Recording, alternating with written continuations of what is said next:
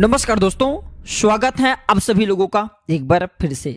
रावण के अनुसार तंत्र से, जड़ी बूटी से, पेड़ पौधे की कुछ क्रियाओं को करके आज भी कुछ भी किया जा सकता है, तकदीर बदल सकता है, भाग्य चमकाया जा सकता है। तो यह वीडियो को ध्यान से देखना। रावण संहिता का आज मैं आप लोगों को जानकारी बताने वाला हूं। रावण न केवल एक महान विद्वान पंडित था, बल्कि वह एक ज्योतिष और भगवान शिव जी के परम भक्त भी था। रावण अपने 10 शीशों के कारण आज भी जाना जाता है दर्शकों, जिसके कारण उसका नाम दशानन पड़ा है। देखिए, रावण ने ही शिव तांडव स्तोत्र और शिव संहिता की रचना की है। आज जो आप रावण की शिव तांडव स्तोत्र का जो गान करते हैं ना, भगवान शंकर को प्रसन्न करने के लिए, वह रावण के द्वारा ही रचित है। रावण संहिता में रावण के धनवान होने का राज सहित ऐसे कई तंत्र मंत्र के बारे में भी लिखा है, जिससे गुप्त और गड़ा धन आपको बहुत आसानी से मिल सकते हैं। ये बात रावण संहिता में है, जिसमें रावण ने उसके धनवान होने का राज, धन प्राप्ति के अचूक व शक्तिशाली उपाय बताए हैं। देखिए, असुर के सम्राट होने के बावजूद भी रावण एक महाज्ञानी पंडित, शास्त्रों में पारंगत था। दुनिया के कोई भी ऐसे व्यक्ति नहीं जो कि रावण से ज्ञान में पछाड़ दे।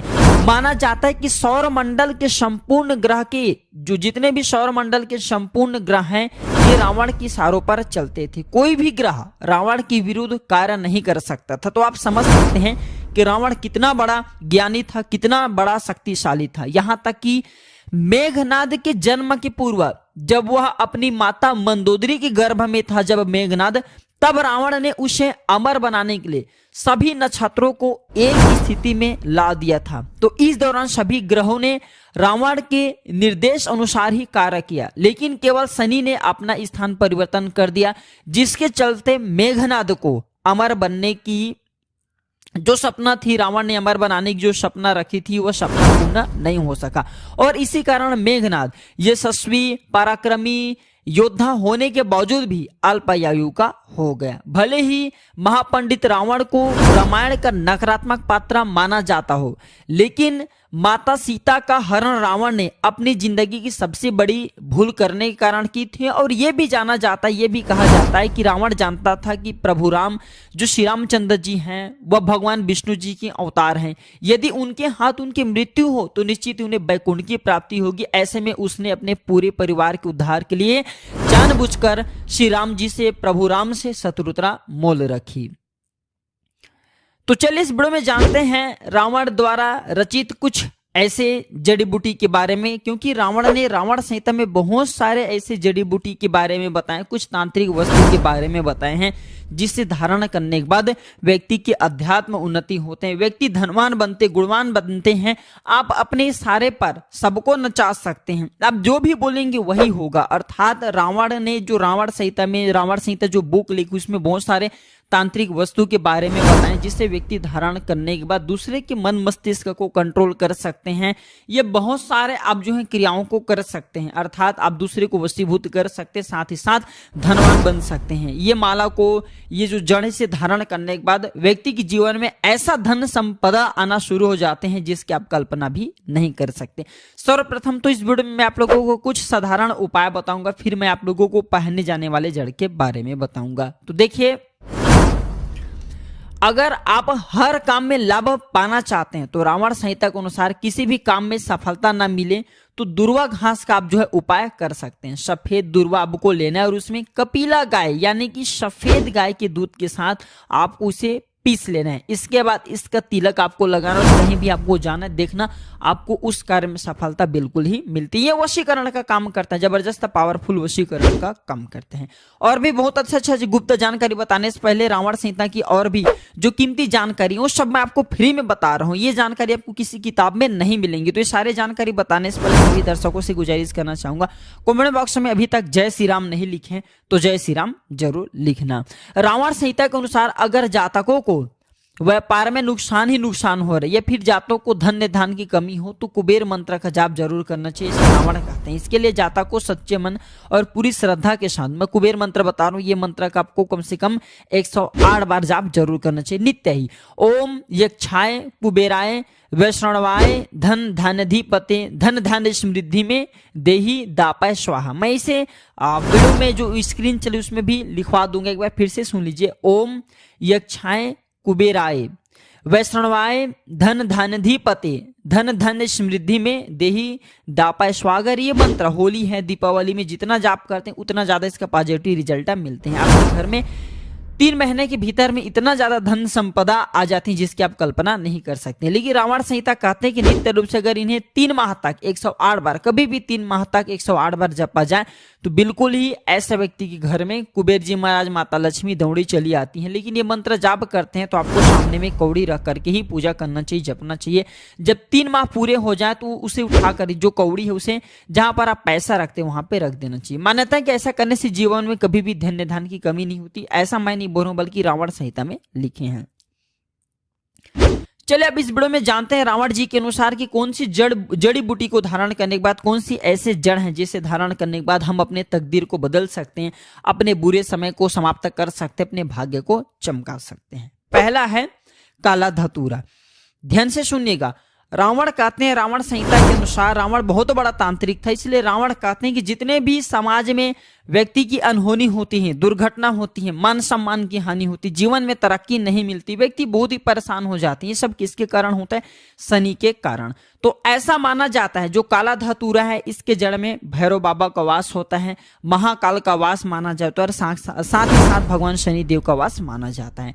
तो ऐसा कहा गया है कि काला धतूरा की जड़, जो व्यक्ति धनवान बनना चाहते हैं, मान सम्मान प्रतिष्ठा प्राप्त करना चाहते हैं, या फिर राजनीतिक क्षेत्र से जुड़े हुए चाहते हैं कि सभी लोग उनके बात माने, लोग उनके इशारे पर चले, उनके अनुरूप ही चले, कोई दूसरे कार्य ना करे, या फिर व्यक्ति धनवान बनना चाहे, सट्टे में विजय प्राप्त करना चाहे, शेयर मार्केट में अच्छे लाभ मुनाफा कमाना चाहते हैं, काले बाजारी से धन प्राप्त करना चाहते हैं, ऐसे व्यक्ति को काला धतूरा की जड़ जरूर धारण करना चाहिए। कैसे धारण करना चाहिए, कब धारण करना चाहिए, कौन सी दिन धारण करना चाहिए, सारी जानकारी वीडियो के समाप्त में मिलेंगे।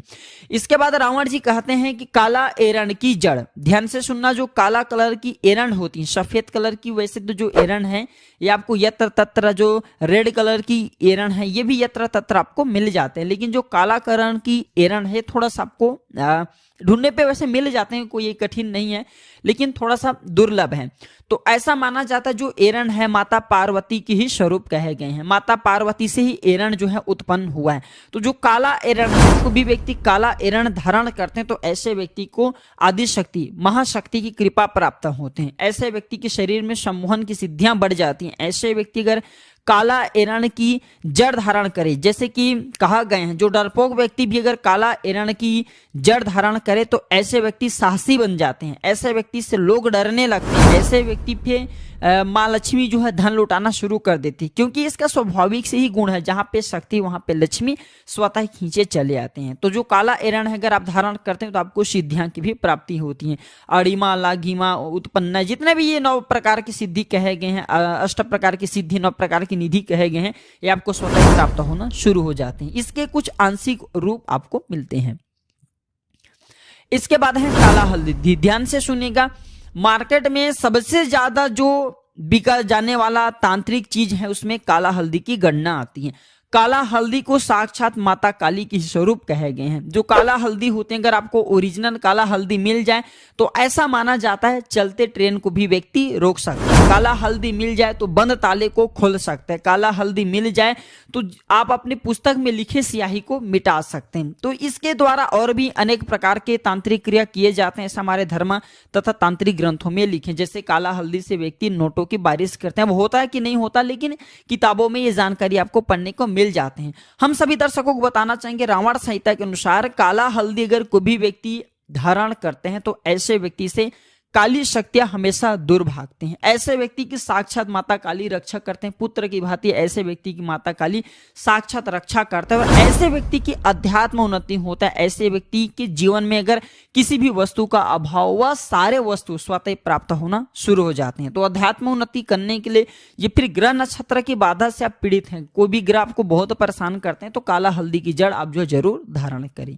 इसके बाद है काला कपास। ध्यान से सुनिएगा, जो काला कपास है ये आपको बहुत आसानी से मिल जाते हैं ढूंढने पर, ये बहुत ही प्रबल कहे गए हैं। काला कपास ऐसा माना जाता है, काला कपास के पेड़ के नीचे से अगर आसमान को देखा जाए तो देवी देवता के विमान नजर आते हैं। यहाँ तक कि काला कपास के नीचे से देवी देवताओं को देखने पर देवी देवता भी जो अपने लोक में है वो भी दिखने लगते हैं। ऐसा हमारे कई तांत्रिक किताबों में लिखे, लेकिन इसे रवि पुष्य नक्षत्र में देखना होता है। काला कपास धारण करने के बाद क्या बेनिफिट मिलता है कि इसे अब को देवी लक्ष्मी सिद्ध होते हैं, देवी सरस्वती सिद्ध होते हैं और आदि शक्ति जिसे हम माँ पार्वती बोलते हैं, ये तीनों महाशक्ति सिद्ध होते हैं। इनके जड़ में तीनों का वास माना जाता है। ये बहुत ही प्रबल कहे गए हैं। यहाँ तक कि काला कपास से व्यक्ति इनके रस से अगर पारद का मारण किया जाए तो व्यक्ति सोना भी बना सकते हैं।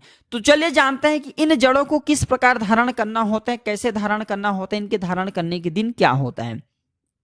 तो शुभ मुहूर्त के एक दिन पहले ये जो हमने अभी जितने भी जड़ बताए हैं, ये सब पेड़ पौधे को आपको निमंत्रण दे करके आना होता है। एक दिन पहले जैसे शुभ मुहूर्त है, जैसे कि दीपावली है, होली है, या फिर ले लीजिए कोई त्यौहार आ रहे हैं शुभ मुहूर्त, रवि पुष्य नक्षत्र है, गुरु पुष्य नक्षत्र है, या फिर सिद्धार्थ सिद्ध योग है, कोई भी शुभ मुहूर्त है, आप जो है देख सकते हैं कि 2022 में कब शुभ मुहूर्त है, 2023 में कब शुभ मुहूर्त है, इस प्रकार से आप सर्च करके देख सकते हैं। तो शुभ मुहूर्त में एक दिन पहले आपको इसी निमंत्रण दे करके आना होता है, या फिर चाहते तो रविवार के एक दिन पहले शनिवार के दिन निमंत्रण दे करके भी आ सकते हैं, जब आपको अर्जेंट हो।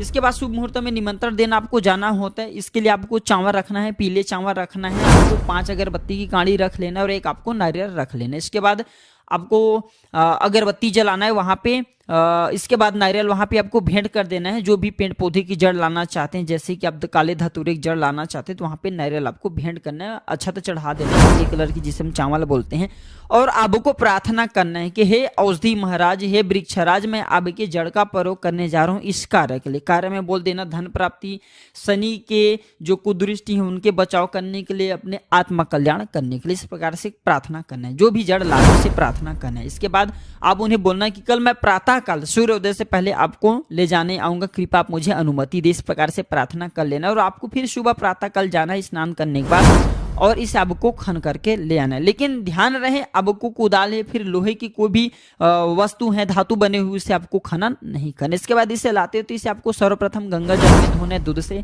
स्नान करा देना है, कुमकुम रोली, अच्छा जैसे देवी देवताओं को पूजा करते उसी प्रकार से इनकी पूजा करने के बाद इसे चांदी के ताबीज में डाल करके पहनना है। मैं चांदी की ताबीज क्यों बोल रहा हूँ, क्योंकि चांदी की ताबीज जो होता है शीतल होता है, ये आपको नकारात्मक प्रभाव से बचाता है।